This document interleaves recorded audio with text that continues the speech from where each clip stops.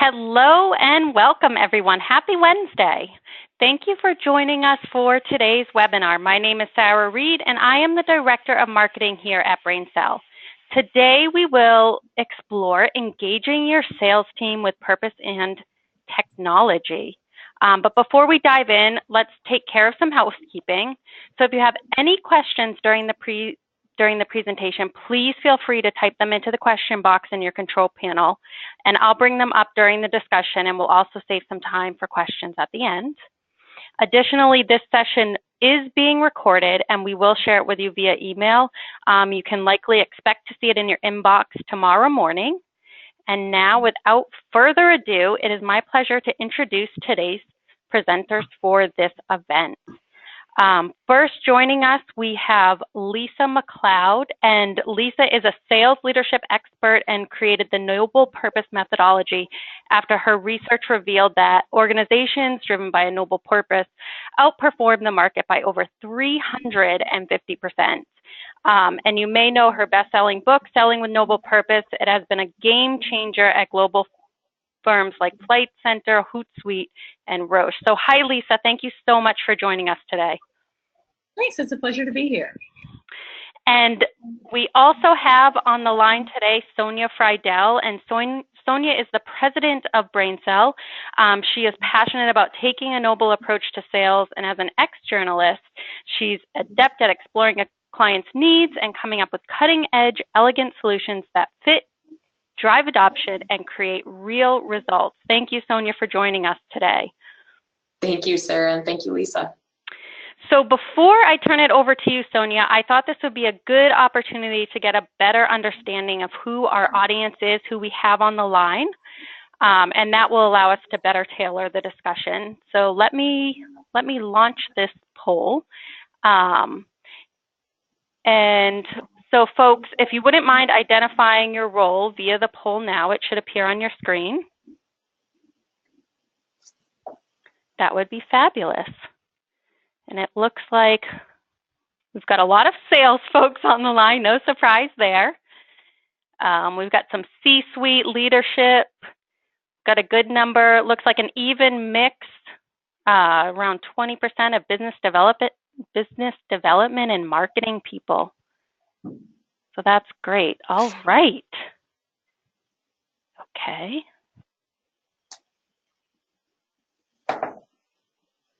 And we can get back to the presentation. All right, so Sonia, I'm going to kick it over to you to do the to cover the agenda.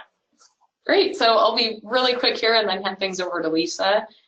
We're going to, or she's going to step us through the process of defining what is NSP and just high level, also what it means, and then how we can integrate these new methodologies, even coming off this 45-minute webinar, how you can use some of these amazing, sales shifting principles right away. And then we'll take Q&A really throughout, but don't forget to put your questions in that questions box, and Sarah will interject with questions as we go along, and then we'll focus more on questions at the end as well. So yeah, excited to get going here. And a little bit about BrainSell, won't bore you with much. We'll get into more of what we do later, but we've been around for 25 years. We're business consultants that help people choose the right business software to accelerate their own businesses. And it's really fun working with businesses of all different types all over North America. So Lisa, I think we've got possibly one more question. Yeah, that's great. Thank you, Sonia. So this is Sarah. Again, one more question before we get started. So how familiar are you with the Noble Purpose sales methodology? So some of you are very knowledgeable, some people not at all, and some maybe you think you've heard it mentioned before somewhere, you can't quite recall. So it looks like the majority of our audience, right around 58%, are not familiar. 31% are very familiar. So we'll close that. And then, Lisa, I will turn it over to you. I'm just going to give you control of the mouse so you can control your slides. Great. Well, I want to start off say thank you. And it's interesting that some of you are familiar with this and some of you are not. So I want to level set. And what I want to do is an exercise for you. And if you're not familiar with this, I will tell you that I sometimes do this exercise when I do keynotes. If you have already heard me do this in the past, I want you to think about your own sales experiences or your own leadership experiences over the last year. And for some reason, I think I have control of the mouse, but it's not advancing. My slides aren't advancing. We'll see. Okay, there we go. So here's what I want you to imagine. Woo! Now I'm going too fast.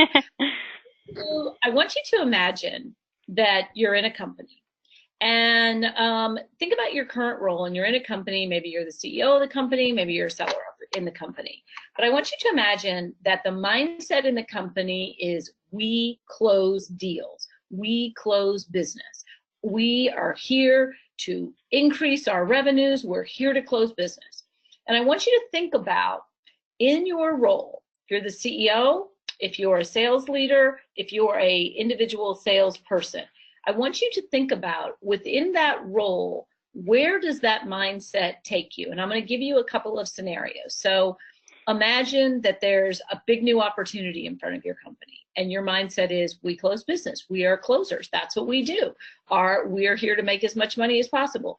If you're the CEO, where does your mind go? Well, what's it going to take for us to close the business? If you're the sales manager, what are you asking your sales rep? When are we going to close? When are we going to close? When are we going to close it? If you're the seller, you're thinking, oh my God, the CEO and the sales manager are all over me. I've got to close this business. That is the prevailing mindset inside most organizations today. The prevailing mindset is pointed towards we've got to drive revenue. And that's not a bad thing, but there's something really important missing. So now I want to take you into a different scenario. Imagine you are this company's competitor. So you've left this company whose purpose was drive revenue, close the deals, and now you've moved over to another company. They're a little bit different.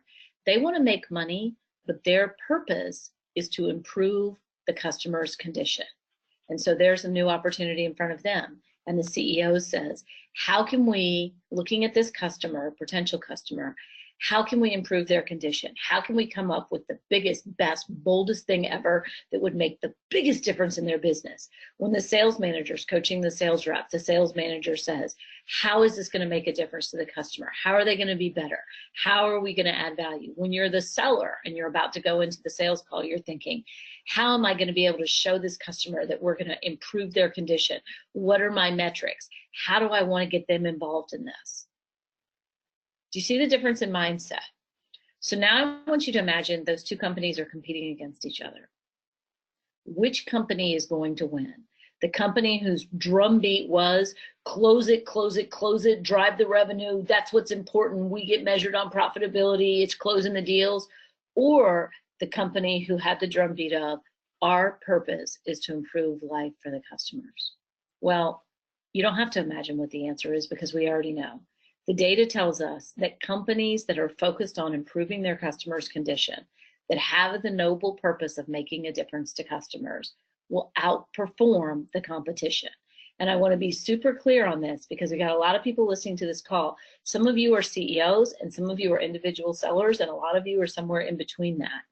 This plays out collectively at an organizational level, but it also plays out individually. If two sellers are going after it and one seller has the mindset, I'm here to close the business, and the other seller has the mindset, I'm here to make a difference for the customer, the seller with the noble purpose mindset will more likely win the deal, okay? And this is breakthrough information, or at least it was for me, because I'll show you a little bit about my own backstory. Is I am a commission sales rep. I have been a commission sales rep since I was 18 years old, and I discovered sales, and I thought it was the most amazing thing in the world.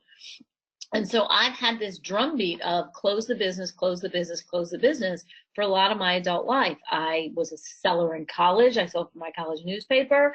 I was a seller for Procter & Gamble. I was a sales trainer for Procter & Gamble. I was a VP of sales at a consulting company. So this drumbeat of we got to close the business has been the song of my life. But at the same time, and I'm kind of doing two shoulders here at the same time, it's almost like I had this money grubbing, a devil on one shoulder, and then I have this little angel on the other shoulder, and the angel's saying, but you're here to have a higher purpose. You're here to make a difference. And so I often felt like those two narratives were competing. Well, guess what? The data tells us that they don't need to compete, that they actually go together, because the seller who wants to make a difference in the lives of their customer will actually wind up generating more revenue, closing bigger deals, and closing their deals faster, and they'll close stickier deals.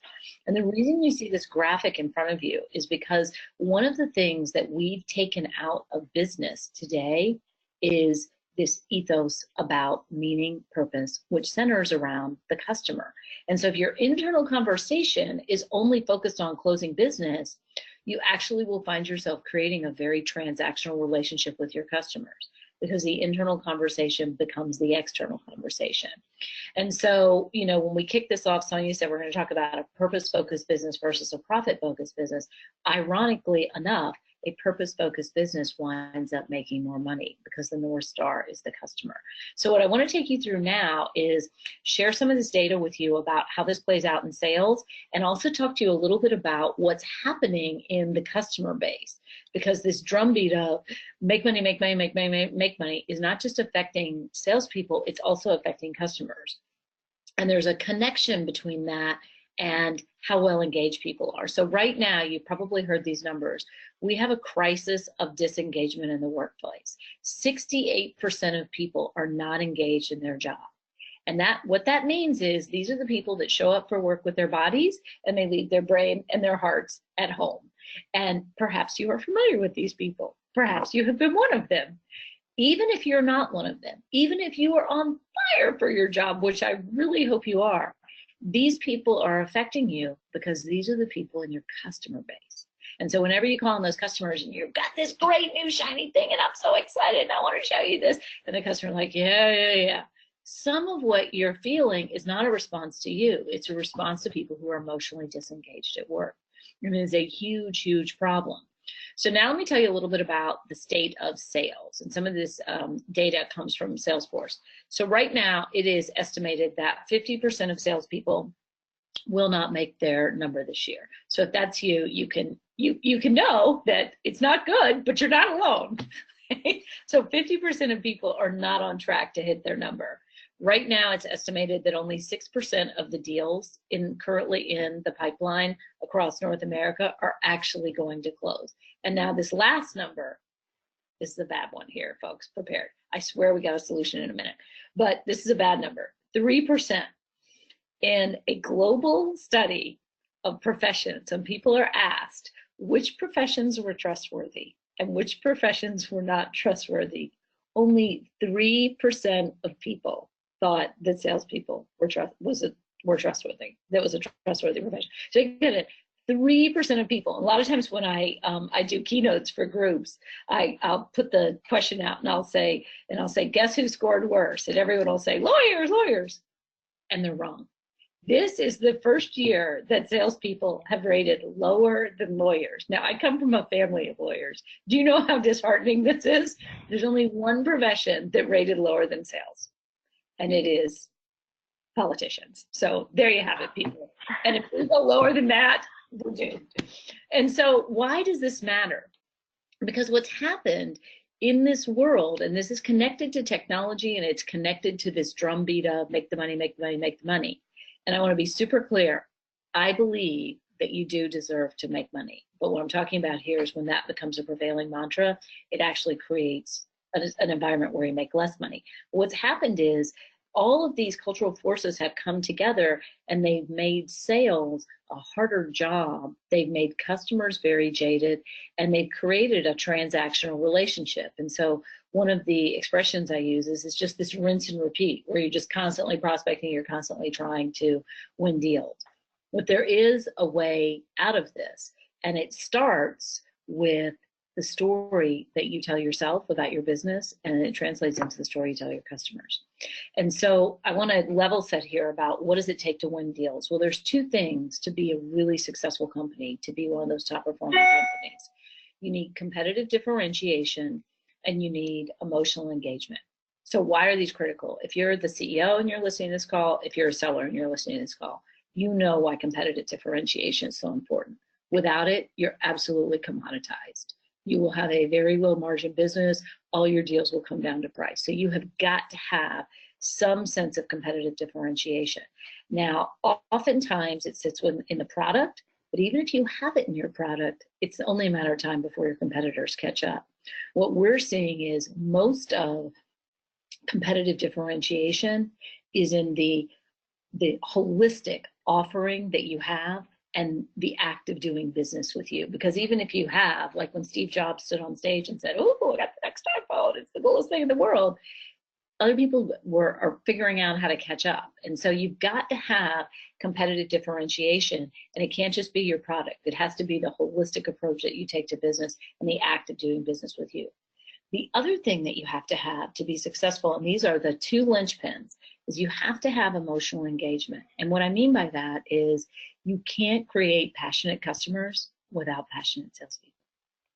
And so you've got to have an emotionally engaging story that helps those 68% of people who are so jaded they don't like going to work every day. You've got to have something that causes them to look up, and it's emotional engagement. And what's interesting in the workplace today is, I said my background is in sales, but I also have this part of me that's really always been fascinated and passionate about how people experience their jobs. And what's interesting, if you look at these two elements, competitive differentiation and emotional engagement, they're usually treated very separately by companies. And if you're a senior leader, if you're a CEO listening to this, I want you to really think about this. Usually competitive differentiation is marketing and product, and emotional engagement is an HR leadership function. But what we know now is that both of these two things actually spring from the same source. And that source is what I have come to call your noble purpose, which is why you're here, but it's even more specific than that. You heard Sonia say the NSP. It's your noble sales purpose. It's why does what we sell make a difference in the lives of our customers? And how do we do it better than anybody else? And you want that to be the driving force of your business.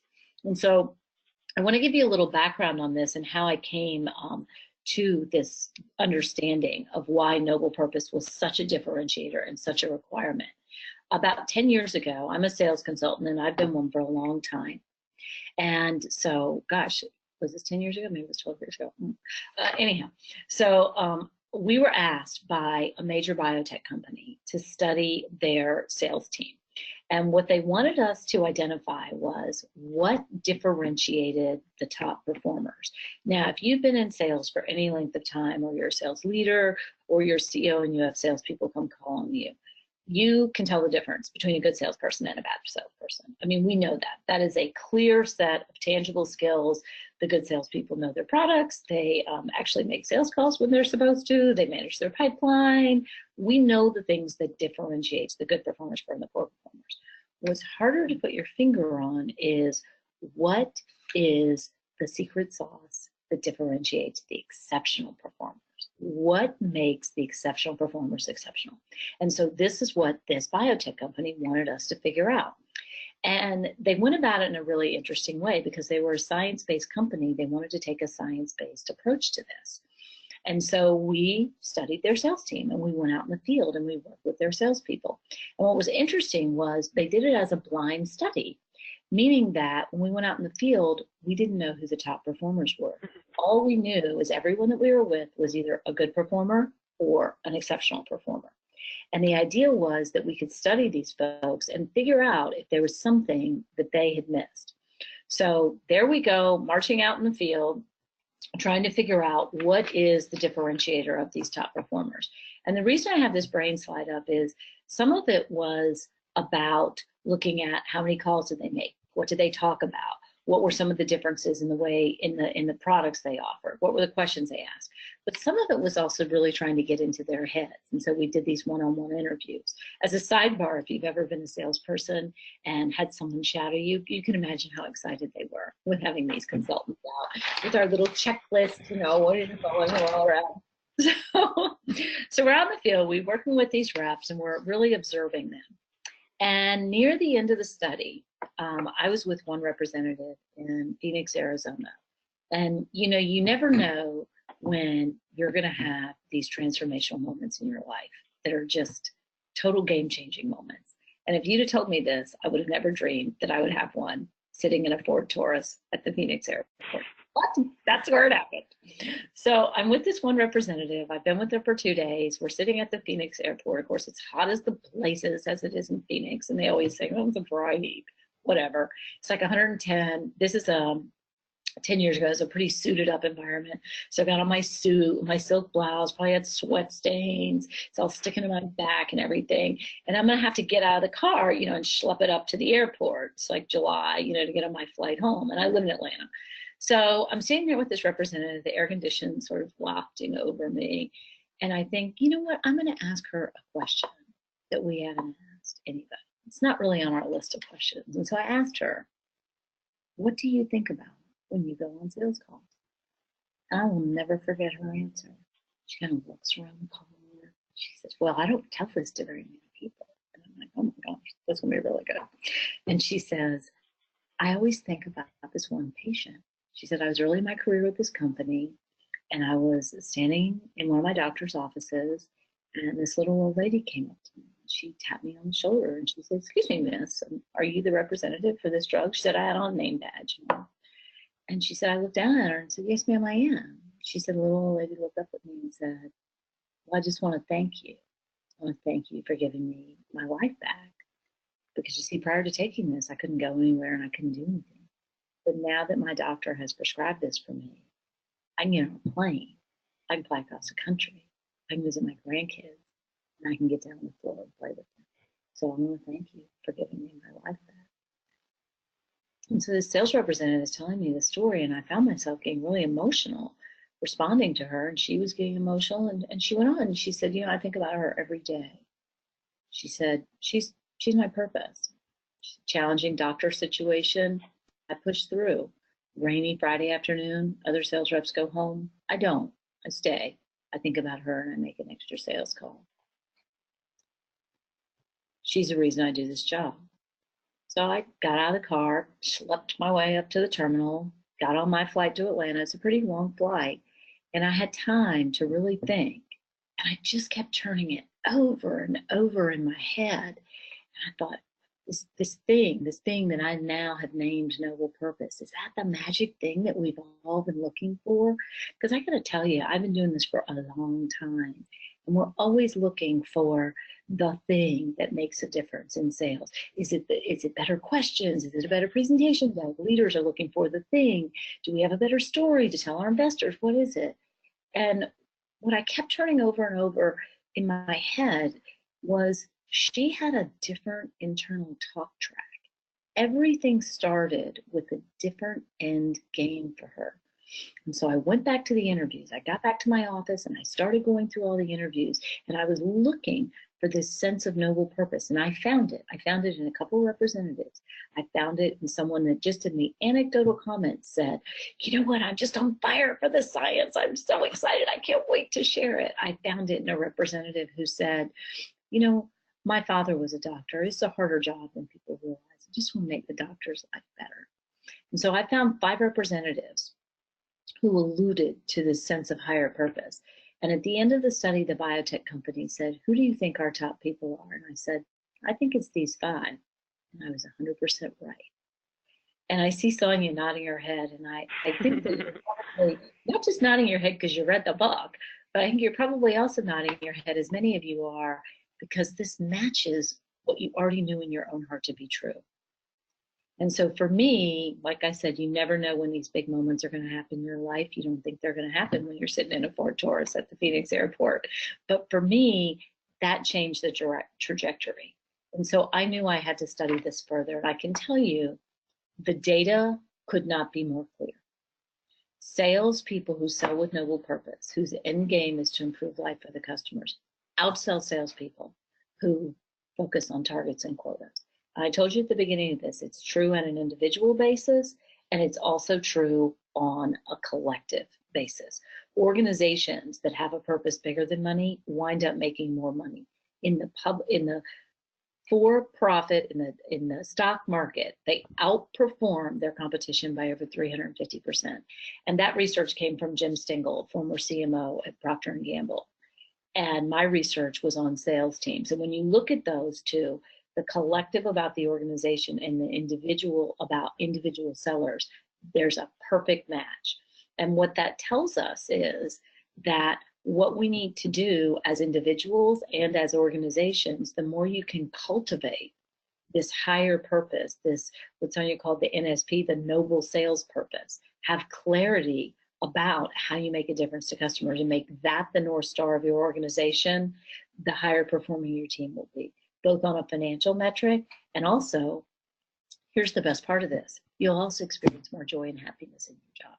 Because when I sat there in that Ford Taurus that day and I listened to that rep tell me about this higher purpose, she was all in.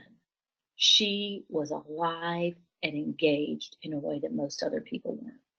So I later found out that not only was I right in picking the top 5, but that representative who was all in, who had the emotionally compelling story, she was the #1 representative in the country for 3 years in a row.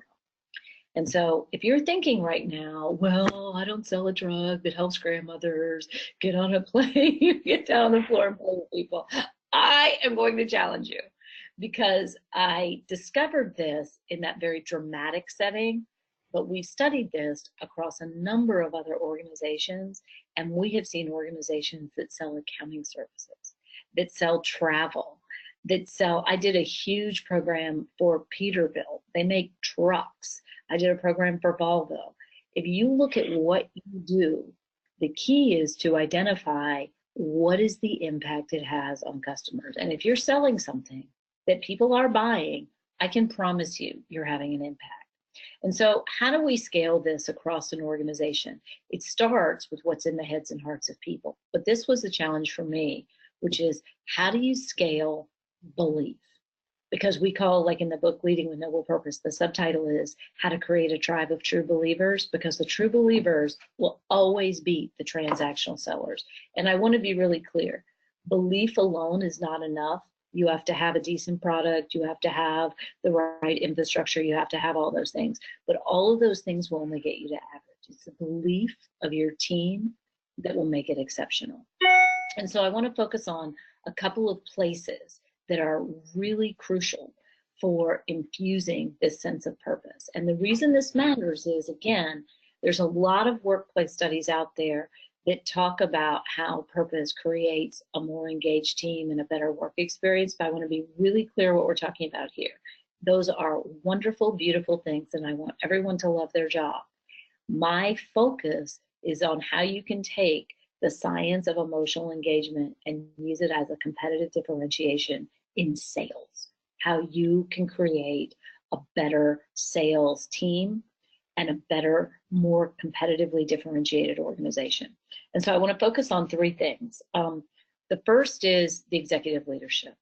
And I work with a lot of leadership teams, and the work that we do really has 2 parts. One is helping them name and claim their noble purpose. And oh, by the way, it's not be #1 in the market. That's a goal. That's an important goal, but it's not the North Star of an organization.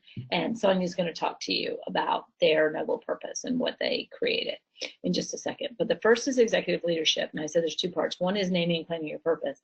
Then the other is changing the way you interact with people so that customer impact becomes the story of your organization, the driving force. Because there's usually one of 2 driving forces. Either there's no driving force, which is you probably have a pretty poor organization, or the driving force by default is usually the numbers. But in the high-performing organizations, the driving force is customer impact, and that everyone cares about, are we making a difference in the lives of our customers? And if you think about top-tier organizations, the best brands, the completely differentiated sales teams, they have this. The second piece is, what's the sales narrative? And what's the story that you're telling internally amongst your team and then externally to the market? And then the third piece, and this is really important, is how are the systems and technology supporting that? So I want to share with you a question. If you get nothing else out of this entire webinar, this one question will absolutely be a game changer for you. And the question is this, and you can ask this question in a variety of situations. You can ask it when you have a deal on the table and you're the manager and you're coaching your rep. You can ask this question when you are the CEO of an organization and people put a new product in front of you or a new company initiative in front of you. And you can ask this question if you are a salesperson and you're about to go on a sales call. And the question is this: how will the customer be different as a result of doing business with us? And I want to share with you why that question is such a game changer. And I'll use the example of a sales manager.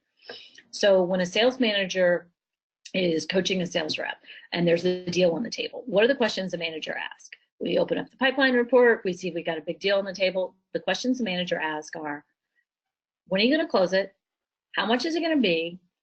Who's the competition? Do you have all the decision makers? Those are crucial questions. You need to know that. Those are crucial questions. But there's one person absent from from those questions, those traditional questions. It's the customer. And so after you ask, if you're the sales manager, after you ask, when are you going to close it? How much is it going to be? When can we collect the money? Who's the competition? After you ask all that, I want you to change your protocol and add one question. And the question is this: how will the customer be different as a result of doing business with us? And I want you to think about it from a rep standpoint again, or this could be a huge deal. And the CEO is talking to the whole team about it. When we focus on when are we going to close it and who's the competition, our talk track is about us. It is about, and it's really important, we got to get our ducks in a row, but nothing in that conversation is going to create a compelling story for the customer. But when you ask, how will this customer be different? Where does everyone's mind go? To the customer, which is where it's supposed to be and where it needs to be if you're going to close a deal. So picture two sales reps, they're both in the car with their boss, and they're both about to make a call on the same customer. And one boss is saying, when are you going to close it? How much is it going to be? And the other boss is saying, how will the customer be different? How will they be better? How will this have an impact on them? Which rep is going to make a better sales call? The one whose boss is asking, how will this have an impact? And so if you take these elements from the executive leadership, you need to have a clarity of what we call a noble purpose. That becomes the driving force in the way you make decisions and the way you manage. I had one leader tell me, I used to manage to the number. I used to run the business to the numbers. Now I manage to the numbers, but I lead to the noble purpose. So the leadership, then you have the sales narrative, and then you talk about the technology. And so now I'm going to flip back to you all, and Sonia's going to talk to us some about what BrainSell has done, both internally to point their own sales team in the direction of a noble purpose, and then also how they've added to their technology to help other sales teams do that. So I'll give you control. Great. And let's, this is always a great question. Sarah, if you want to launch this poll. I sure will. We'd love to know too, if you use a CRM tool, if you do, which one, if you don't, I don't know how you survive. But yeah, what do we have, Sarah? It's always great. Yeah, it looks like the majority of folks are using some type of CRM. We just have a small handful, about 10%, that aren't using anything, but the majority of folks are using either Sugar or Salesforce CRM. Great. Yep. All right. Well, we went on a mission to define our NSP after our COO, Teresa Conway, read Lisa's book and brought it back to us, and it was assigned reading. And we are just a group of ravenous learners and constant readers. So we went through a pretty simple process after reading the book of crafting our own NSP. And I think she was in the session that I did, wasn't she? She was, yeah, with Intact. That's right. She was at a big conference, and Lisa spoke, and it was really inspiring. So brought all of that back to our company, and we're absolutely all in. So our recently crafted noble selling purpose is: we help companies thrive by solving their business challenges with guidance and technology. So how did that change when you landed on this? And I want to kind of draw people's attention. It's kind of secondhand for you all because you've been at it for a bit. But if you think about the difference between a company that says we provide guidance and technology versus a company that says we help companies thrive by solving their business challenges, it seems subtle, but the guidance and technology is the offering, the thrive in solving their business challenges is the impact. And so how did that change things for you when you put a stake in the ground with a purpose like this? It framed it totally different. It's something that I think in my mind I always kind of lived by individually, but to have that out there for the whole company to agree on this purpose and to agree that we don't just implement, but we're really consciously helping someone advance their business with the right solution, that I think that changed a lot of the narrative. And then it changed, I mean, all of our sales meetings, everything that we're running is completely different now from before. Yeah, I want to make a point and then ask a question. When you said we kind of did this, I think you're in the case with a lot of people. I mean, if you work for a good company, you probably have some implicit sense of purpose already, but making it explicit, as you said, once you get beyond 2 or 3 people, implicit is not enough. You've got a whole group of people. It has to be explicit. So tell me, I want to ask you a couple questions about making this explicit. How did it change the way you do your sales meetings? We're asking completely different questions. Completely different. So our sales meetings are now, how will this customer be better by doing business with us? What are their challenges? And we'll get into that, but it's less close, and how will we help them? That is such a large indicator of, does the salesperson know their customer? Do they know how they're going to help them, or are we just column fodder? It's completely changed the meeting structure. Yeah. Well, this is an interesting thing too, because asking those questions is a tell of the seller, isn't it? Yeah. And what have you, when you ask that question, how will the customer be different? How has that helped you coach reps? So just by saying that, you'll hear, okay, why don't you know how we're going to help them? Well, recently we had a great telling situation that I think everyone learned from, which was, well, we're just getting a quote out there. They really wouldn't let us talk to them about their business because it's part of the process. It's part of the process that we're not going to know how we're going to be able to help them. That doesn't seem like it's a good deal. Like, if we can't understand why they're doing this project and spending all this money, how are we going to do a good job? You're right. Yeah, you're right. I'm like, yeah, so count that one as, we're just another quote that they're getting, and put that at the bottom, because you're not going to win that one. And I think even just understanding, like, it doesn't just help people win, it helps people disqualify. And that's always been the hardest thing for me, is knowing when to give up and walk away, because they clearly don't want to engage in the way we want to engage to help them. This isn't going to be someone that we're going to be able to help, and it will disqualify deals way faster. I was on a webinar with some folks from Salesforce the other day, and one of them said something really interesting about how this lens changes the way you look at your accounts. And so you're saying it disqualified, which I think is completely true, because then where should I focus? The people I can have the biggest impact are going to be the ones who are going to buy.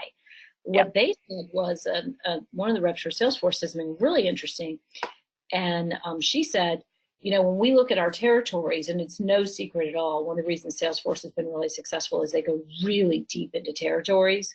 And she said, you look at this, and you've got this big number with this finite number of people, and it's really easy to go, oh my God, how am I going to do this?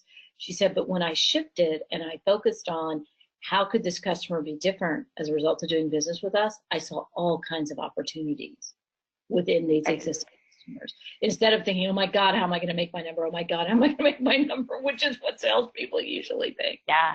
Well, and if you do that shotgun approach of just, okay, I'm going to knock on every door that's in this town, a company of over 5 million or whatever, well, then you're going to be shoving product down people's throats. You're going to be doing Cutco knives, right? You're just going to be knocking and walking. And that's not what we need. Like, I want to be able to go into a prospect and say, oh my gosh, I'm so excited about how we're going to be able to solve this crazy issue. I know exactly what to do. I've got it under control. And it's like walking into the doctor's office and say, I think we could probably help you on this one. Like, no, you want to talk to someone who's like, yeah, I've got this. Like, I know that we can help you, and here's why. why wouldn't you buy from that person, right? It's that good feeling that you know you can help. So it's a real differentiator. Well, you guys have done some different things to even your screens, the way that you use CRM, because this changes when your focus is on having an impact on the customer. You took some of the information from the book around the customer intelligence and you added it to your CRM. Why don't you show what you've done with that?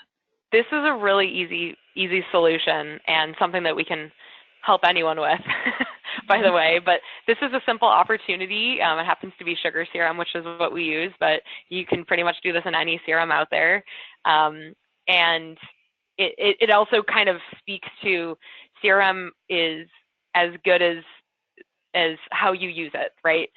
Because it can be seen as a hindrance or it can be seen as an amazing tool, which I believe it's an amazing tool because we implemented it well.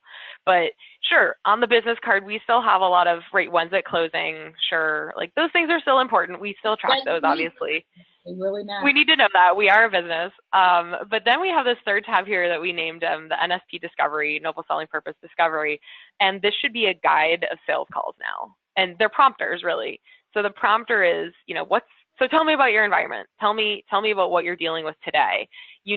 I always liken what we do to going into a doctor's visit. This is when you get in there and you're in triage. So what's wrong? Tell me about that. I really care. I really do want to know. Tell me about that. What are your goals? Like, what are you hoping to fix? These are pretty common sense questions, but you'd be amazed at how people railroad over these and say, how many users? What's your timeline? Do you have money?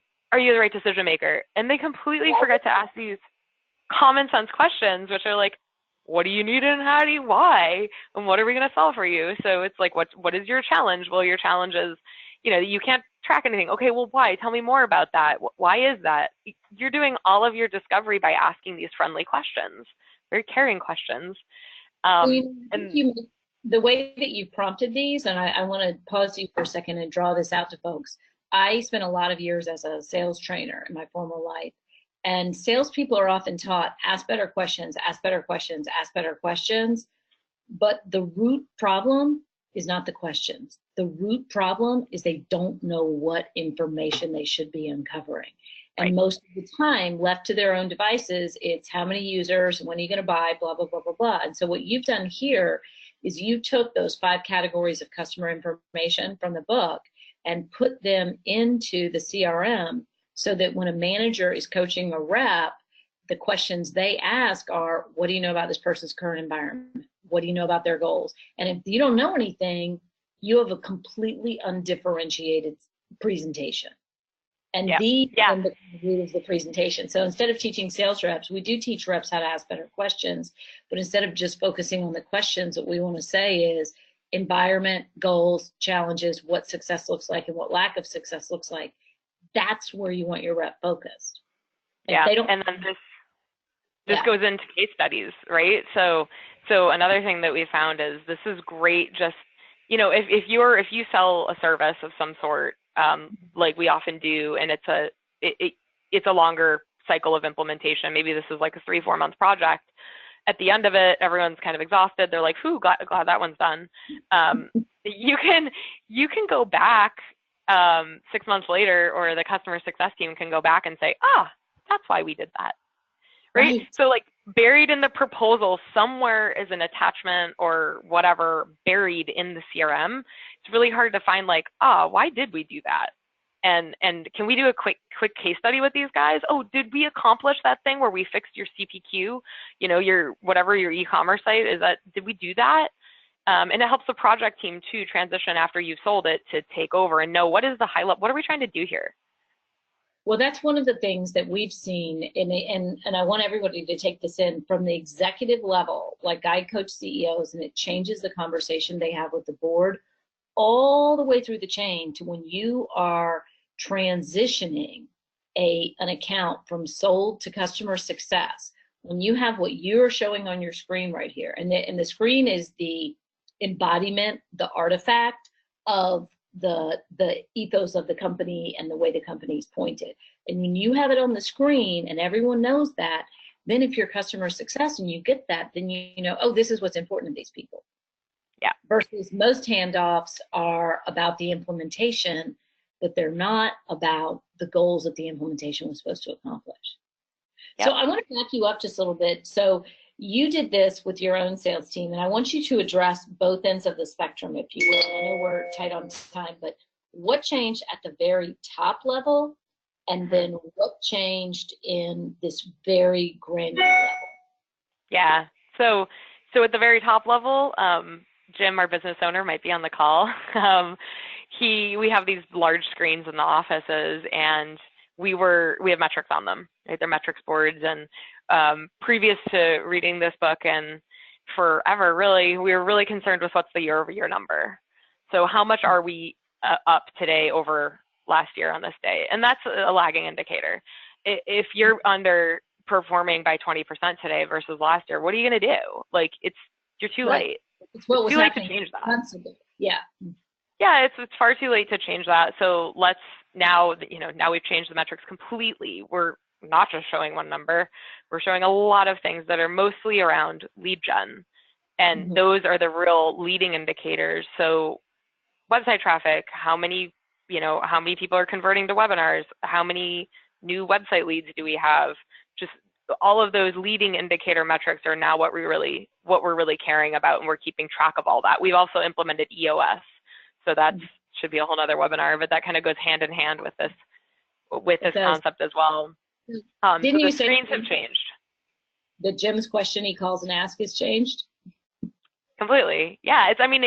Honestly, he's more relaxed now, and he doesn't really ask about the number because we're reviewing that on a weekly basis, sure. But I think it gives everyone like that little, okay, we've got this under control. Like, we're going to be okay. And then on the sales meetings, different.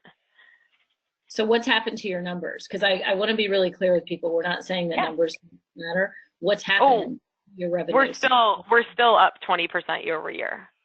Okay. We're still up, and we were low on sales development reps. So understaffed, still up 20%. That's awesome. Yeah. So I think we should probably move to questions now, but what I want people to really take in is when you adopt this methodology, it changes everything from the very top of the organization and the way the owner, the CEO thinks about the organization, all the way through to the way you run your sales meetings, to the data that you're capturing in your CRM. And I love what you guys did with this, because now everything is aligned around having an impact on the customer, and that being the driving force of the business. And this, I'm not a tech person, but I was really excited when you guys adopted this and then made the changes in the CRM, because so often a lot of these ideas that are more qualitative around purpose and the story, they stay in the realm of ideas, and in the day-to-day tactical, they get lost in the case of business. You made it real by putting it into the CRM. Yeah, thank you. It's great. One tiny thing before, Sarah, you get into questions, which is our quarterly meetings. When we review our quarter end, we all come together as a team and review, and Teresa, our COO, leads that. We always were putting up logos of that quarter's, my big close. So each rep would give, like, here's your biggest logo, and we just give a couple sentences on what we sold them. Now, our quarterly meetings are, share with me your biggest client impact statement. And it doesn't have to be the $1 million deal. It can be, I went on site with this customer and I trained their team for half a day and they thanked me and they gave me a goodie bag, and that really happened. And it was like, that's so touching. Like, I'd rather talk about that than about, the $50,000 deal or whatever. So, there's small changes that you guys can make right away. They are. And what I want people to take in is that when you start talking like that at meetings about the difference you make, what happens is that's how you build collective belief in your organization. And when one salesperson is saying, bagged it, $50,000, great, that is worth celebrating. That is a celebratory event, but it doesn't build belief amongst the rest of the team. What builds belief amongst the rest of the team is when you say, here's the impact that we're having on customers. And it's the belief that will enable you to close more deals. And so I think it's really important. And we're always going to celebrate revenue wins. That's huge. And when we describe the impact we have on customers, it becomes a more emotionally engaging conversation for everybody on the team, and you get a different story in your head. And that's why those companies outperform the market, because they have a different internal narrative. So let's see if we have some questions. We do have some questions. We have a couple of questions that have already come in, and everyone else on the line, if you have questions, now's the time to put them in the question box, and we can talk about them. So the first question comes from Charles. He asked, how does one drive a noble purpose approach with customers that are only ever interested in cost savings and price? Features, technology, applications, and the impact on their science does not matter at all to these individuals. Okay. What do I do? So this is the sales challenge of all sales challenges. So I will take a crack at this. I will tell you that the answer is simple, but it is not easy to execute. So the first thing you have to do is the internal conversation. You have to get really clear on how you impact customers. If not this customer you're trying to sell to, somebody. And you have to get a really clear story. One of the things we do in our work, and we've got some examples of it in the book, is learn how to tell a customer impact story. So you got to get so clear on the difference you make first. Then the second thing you have to do is you have to get out with these prospective customers, and you have to identify the people within inside that customer who care about the metrics that you affect. So if you just make them faster, if you just make them more efficient, that's kind of nebulous. You need to find some specific people who are feeling the pain of the problem, and you've got to identify the people that own the metrics that your solution can drive. And then you've got to go at them with a completely different line of questioning. And you've got to uncover some either potential gain or some pain. And I'm not always a big fan of selling to the pain. It does have urgency about it, which potential gain doesn't have as much urgency. But you've got to ask a different set of questions, because what happens is, what we see, we work with a lot of people in healthcare, is it comes to the end of the process and you end up with purchasing or procurement, and it all becomes very transactional. And so the real work is you getting your clarity about how you make a difference, then you identifying the people who own those metrics. Then when you go in, you've got to make sure that your pitch, presentation, deck, story, whatever lingo you use, specifically speaks to that first. Because when the customer is telling you, all I care about is price, what they're telling you is you're no different than anybody else. That's it. That they're saying, all I care about is price because there's nothing else here to care about. And so it's a simple answer, but it is not, there's not this magic bullet execute one step execution. It's multiple levels along the way. And I would also say that if they like the column fodder type deal, you will probably acquire less customers like that, Charles, as you're using this methodology, because your salespeople, like I said, might say, no, thanks. I'm not gonna sell this to you. You don't need it, or we're not the right fit. Or, they won't engage in that larger conversation. It depends on what you sell, of course, but they won't engage with your team members and how we can help, and that will weed out some of the just pure price shoppers, I think. One of the things we've seen when we work with people, that's a really good point, Sonia, is when we put this into place, the win rate usually goes up, and that is a factor. And we've had a lot of clients that have shown like 25, 35% revenue increases. The win rate goes up dramatically because the people are going after the right deals, and they're doing those things earlier in the process. Okay. Yep. So more questions, and I want to make sure we've got some folks that stay on. We've got a couple of things that we can give you some resources you can use. So we'll take like one more question. Yep, let's do one more question, and then we can wrap up. So, and then any questions that have come in, we'll be sure to send you an email and answer your question if we don't address it now. So the final question, this one's from John. He says, one of my sales reps is behind on his numbers. What is the best way to initiate a conversation with him about noble purpose? Oh, perfect. Okay. Your job as a leader is you've got to take fear off the table. A lot of leaders think it's the opposite. They think, I want this guy scared for his job. He's not going to make a good sales call. So what you want to do is you want to sit down and you want to do two things. You want to look at something, anything he sold. If he sold anything, he hasn't sold anything, find somebody else who sold something. And you want to say, why did the customer buy? How are they different? How are they better? Get that story straight. Then you want to look at his prospect list. And then you want to say, let's talk about your top 10 or your top 20 or whatever your metric is. And you want to say, how could they be better? How could they be better? How could they be better? Who in there cares about this? And I'm sitting here going through my list right here. You want to say, who in this company would care about being better in this way? Because what you've got to create in that salesperson is you've got to create urgency. And the kind of urgency you want to create is, I have got to get out there and get this solution to these people. Because if you just create fear-based urgency, they may run around in a flurry of activity, but the customer's going to read it. It's going to be that frantic, graspy energy. Even if they close some deals, be unlikely they'll stick. So what you've got to do is you've got to say, and there's an exercise in the book, which is, how does your solution make a difference? How do you do it differently? And on your best day, what do you love about your job? So you need to get that person in that conversation, and then you need to turn up the heat on them to say, how can we get 10 of these people? We know the solutions for them. How can we get it to them faster, bigger, better, bolder? What do we need to do that?